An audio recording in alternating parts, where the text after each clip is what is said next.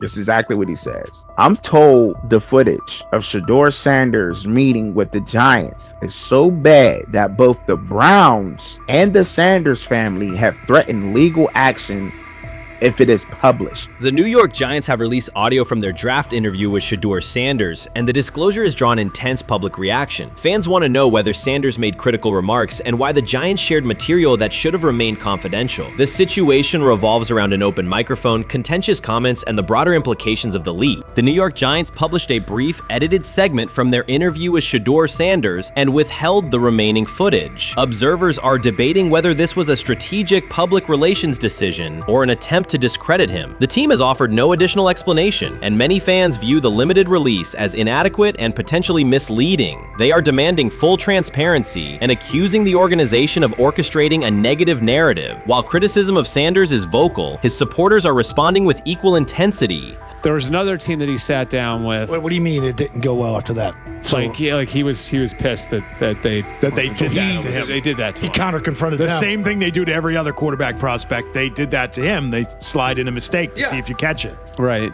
And so Because you're the quarterback. But he didn't take it as a correction. He took it as like he got it's pissed just off. yeah, and it's like so here's another one. So another one was, he throws a bad interception, and like it was a deep throw early in the game, and he comes back and they go in the meeting, they show the interception. The Giants have released only a brief excerpt of the interview and are refusing to share the rest. Their decision has drawn criticism across TikTok, X, and Facebook, where many see it as a poorly handled public relations move. Fans are calling for the full recording to be published so the situation can be judged in its entirety. The GM is on film that the son, they asked the son last draft, yo, who you think I should pick? His son like, yo, you need to get the Jaden Daniels, big.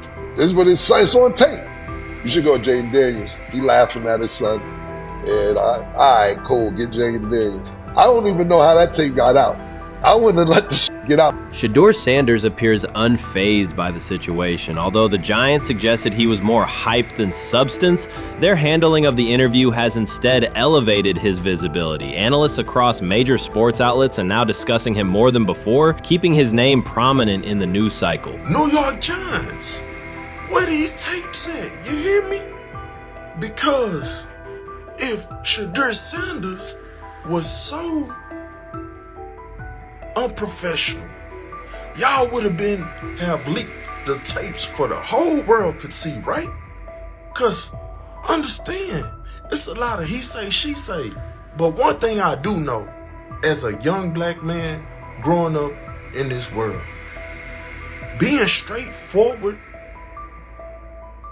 and not sugarcoat anything. The Giants' PR team appears to reject Sanders' family connection outright, a decision many view as unprofessional and lacking nuance. Internal discussions seem to have dismissed quarterbacks with prominent relatives as poor fits for the organization, revealing limited awareness of public perception. The response was swift. A single edited clip ignited widespread debate on social media, with fans asking why essential segments were held back and what the team might be hiding. Critics argue that if the full interview contains nothing damaging, the club should release it in its entirety. Online discussion intensified immediately and continues to gain momentum. What they do during the film and the combine and the meetings is teams will install mistakes intentionally planted in the install, and they want you to catch them. Shedeur didn't, and when a coach called him out, once again, it didn't sit well.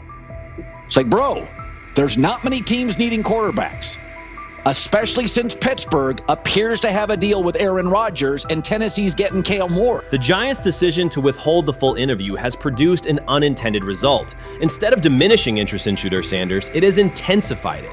Media outlets and analysts are now examining every on-field rep, press comment, and public appearance as evidence of how he conducts himself under scrutiny. Each throw, adjustment, and answer is tracked and evaluated against league standards, reinforcing the view that he remains composed and professional. Many fans contend that the organization has misrepresented Sanders and suggest the issue may stem from the Giants' view of his father, Deion Sanders. They see the partial release as an attempt to raise doubts about his character by association. That perception has only made his profile more compelling. The discussion has shifted from whether he deserves a high draft position to how effectively he withstands sustained pressure. Sanders is now regarded not just as a talented prospect, but as a symbol of resilience, central to debates about transparency and organizational strategy. Even if the Giants eventually provide more context, the visibility they have created for him is unlikely to fade. The most fun yet the most difficult thing I cover and we cover all year long is not games. It's the NFL draft.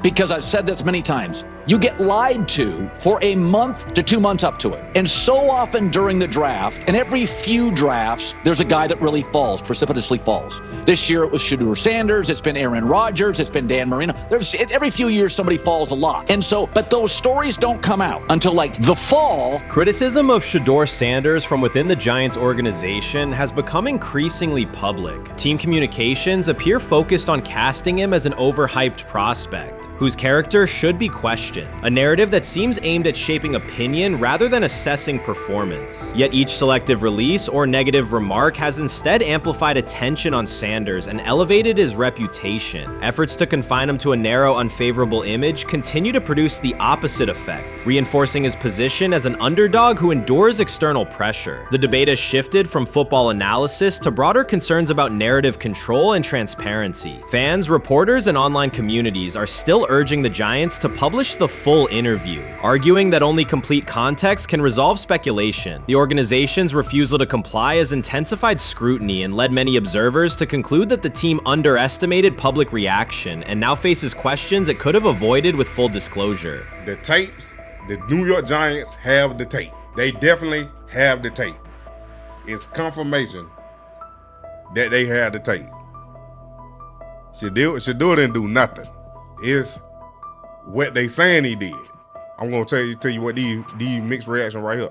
So we already know about the New York Giants, but the Pittsburgh Steelers head coach Mike Tomlin reported admired Sanders' talent, but hesitated to draft him due to previous challenges with quarterbacks like Russell Wilson and Justin Fields, leading to more cautious approach.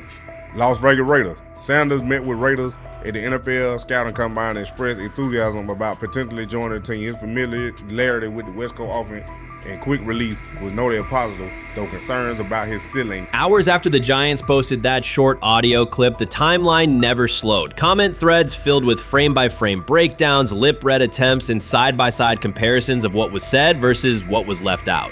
Reporters called league contacts. No one could explain why a franchise would stir this level of curiosity only to seal the vault. He lied to us all when he said that this was going to be an open competition, a four-man open competition when it comes to the QB situation up there in Cleveland, in which, from the looks of it, all we've seen it be was a three-man race. The only people that has been getting reps in with the first team or with the veterans are Joe Flacco, Kenny Pickett, and Dylan Gabriel. We've never seen my boy Shedeur Sanders get a chance to get in. Even with him doing the things that he has been doing up there, he has yet to get in with the... Shedeur Sanders was caught off guard by Coach Kevin Stefanski's recent remarks, which have sparked talk of bringing in another starting quarterback. Commentators are debating whether Stefanski's comments reflect eroding confidence in Sanders or a brief lapse in judgment, but the rookie now faces intensified scrutiny over his role. The Browns, we got an analyst that says that Shedeur Sanders should have some kind of a ban? Banishment of some kind? Come again? Say what? For what? And we've got, this would be more troubling. If I'm a Browns fan, and this is where we're going to start, potential dissension in the ranks of the front office and the coach. And over what?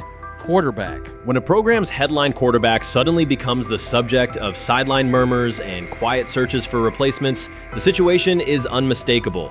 It's a breach of trust. Shedeur Sanders, the passer who put Colorado back in national conversations with his production and profile, has just received a clear message that his job security is in question. Coach Kevin, the assistant previously considered to be in Sanders' corner, made remarks that ignited speculation about changing quarterbacks. Fans, analysts, and even Deion Sanders are now reassessing the team's unity and its true plan for the position. The comment was no accident. It was a deliberate signal that the staff may soon elevate a backup. For perspective, Shedeur Sanders did not step into ideal conditions last season. He was sacked so often that Colorado could have dedicated a locker to every opposing edge rusher who reached him. Could I possibly go to bat for Kevin Stefanski as a great head coach. No, I couldn't. Could you go at bat against him, saying he's a horrible head coach? No, I can't. I think that's why we fall in the middle. I think that's why in a lot of these discussions, and that's why a lot of the rankings, you see him right now in that 15 to 20 range, somewhere in that middle pack of NFL head coaches. I've said earlier, Kevin Stefanski has already been given more head coaches than any coach I've ever seen in Cleveland.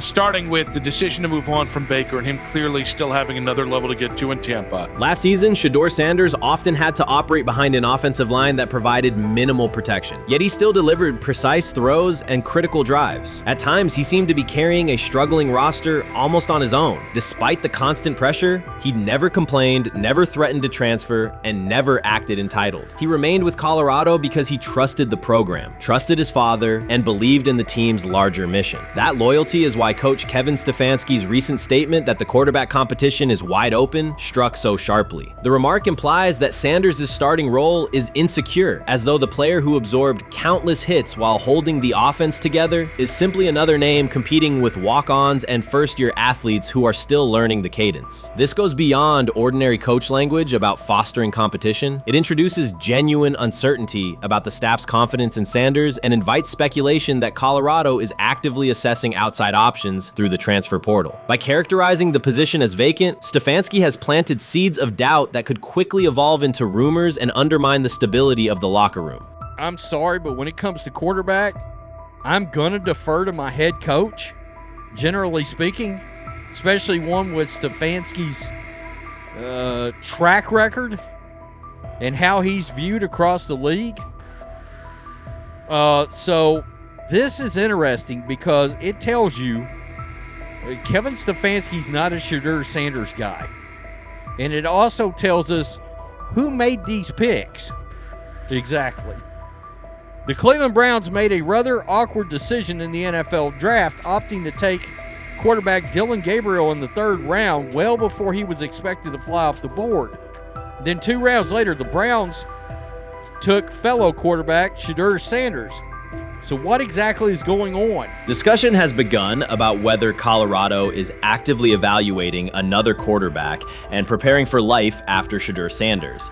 Analysts are debating whether Coach Kevin's move is calculated strategy or a misstep that jeopardizes team stability. Sanders remains a top NFL prospect, Deion Sanders' son, and the program's public face. His highlights dominate social media and his jerseys outsell the team's victories.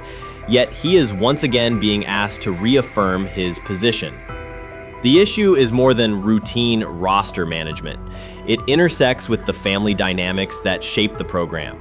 By portraying the quarterback job as open, Coach Kevin signals to both Shedeur and Deion that the staff is willing to move on despite Sanders' stature. For Shedeur, sitting through film sessions while hearing talk of potential replacements adds an unwelcome layer of uncertainty to an otherwise proven resume. The decision may reflect a desire for a quarterback with a different profile, perhaps someone more mobile and system-oriented, rather than a dismissal of Sanders' accomplishments.